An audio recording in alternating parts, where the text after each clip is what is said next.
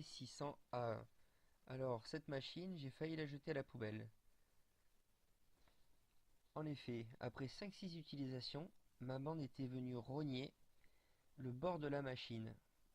En sortant de son coulissement normal, elle était venue rogner et se coincer au bord en enlevant du plastique. Je commençais déjà à me poser la question de ce que j'allais en faire et j'osais pas la jeter. On voit d'ailleurs que elle est venue se coincer ici. Elle a à moitié coupé la machine en deux, on va dire. Donc c'était très embêtant. Je me posais la question de savoir s'il fallait que je la démonte entièrement et ce que je devais en faire. Elle me donnait vraiment une sale image de l'ensemble des produits Parkside et je me disais à l'époque, Cette machine, on peut dire ce que c'est de la merde, voilà. c'est alors que je me suis posé la question de ce que pouvait bien être le petit bouton rouge sur le côté, qui en fait n'est pas un bouton, mais un pas de vis qui sert à régler l'alignement de la bande sur la machine.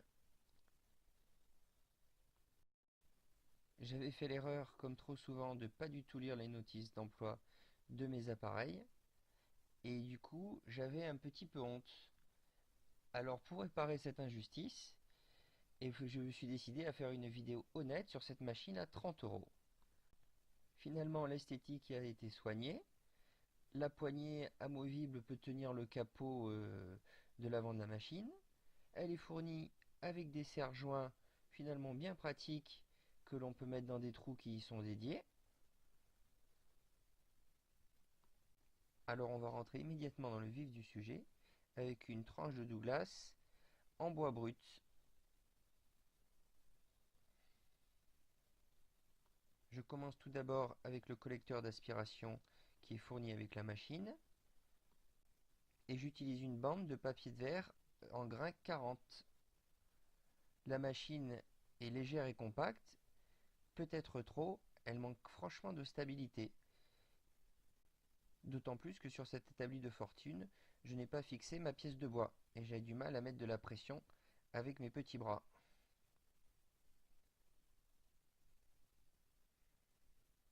Le collecteur fait très moyennement son travail et je me retrouve avec plein de poussière sur moi. Ce qui, ma foi, est normal avec ce type de ponceuse. On va dire que le collecteur a pris un quart, un tiers des poussières et que le reste a été recraché par la machine. Je me décide alors à mettre un poids en plomb, un lingot de plomb qui doit faire au moins 6 kg. Et là, je trouve qu'elle a un très très bon comportement. Elle est bien plaquée. Et même si je ne tiens pas ma pièce de bois avec un serre-joint, elle, elle enlève exactement ce que je veux de matière. Et je la trouve plutôt efficace. J'ai également pris soin de relier la machine avec le raccord fourni à mon aspirateur de chantier. Et il y a quand même nettement moins de poussière. Le lest au-dessus de la machine est maintenu par les serre-joints fournis. Je teste donc ensuite un abrasif plus fin. La manœuvre est assez facile, j'appuie bien sur l'avant et l'arrière de la machine. Mon papier sort tout seul. Pour mettre en place une nouvelle bande d'abrasif, je regarde bien le sens de la flèche sur la machine et sur le papier, car il indique le sens du collage. Sinon, l'abrasif au niveau du collage se décolle. J'ai mis en place un abrasif donc en grain 150 et je règle avec la molette rouge sur le côté afin qu'il coulisse avec un bon positionnement.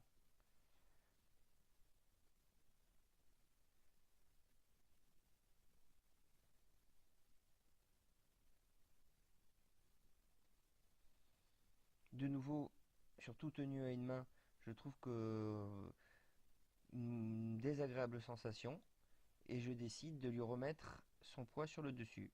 Là, la sensation est très bonne. La machine ne ralentit presque pas Par contre, j'ai oublié de veiller à ce que ma bande avec la nouvelle pression exercée dessus ne se décale pas et elle est venue rogner de nouveau le côté de la machine. Il faut vraiment être super vigilant à ça sur cette machine. Eh bien, la surface foncée est bien, elle est bien plane. On voit un peu les traces du grain qui a frotté dessus. Je la mets donc pour son test 2 en mode retourné. Ici, avec un poussoir euh, que j'ai fait à la va-vite, et si j'avais eu cette machine, eh ben, j'aurais vite pu améliorer un petit peu la prise en main, la poignée, les finitions. Cette pointe de flèche de fusil harpon est complètement abîmée au bout. C'est vraiment relativement facile de la rendre bien pointue. Par contre, l'acier va perdre son trempage et la pointe de flèche va devenir plus molle. Je vous montrerai après une astuce que Flo m'a montrée pour faire un trempage de surface. Ce ciseau à bois est complètement abîmé également et avant de pouvoir l'affûter, il est bien de pouvoir lui redonner une forme. Après, j'affûte mon ciseau à bois avec des pierres à affûter japonaises. Encore plus que d'habitude, quand on utilise la ponceuse en mode retourné, il faut vraiment avoir des gants car ça peut vite s'avérer dangereux. Finalement, pour 30 €, je suis content de cette ponceuse qui va venir en complément de ma ponceuse excentrique, dont je vous mets le lien du test si vous êtes intéressé. Pour les bois bruts, je pense que le rabot électrique est tout de même plus adapté, surtout pour les bois de grande taille, d'autant plus que son manque de stabilité ne permet pas d'avoir un ponçage uniformément réparti si on met un poids bien lourd par-dessus. Pour redurcir la pointe de ma flèche, je la passe au chalumeau au niveau du dard de la flamme. Je vois un peu la couleur du métal qui change.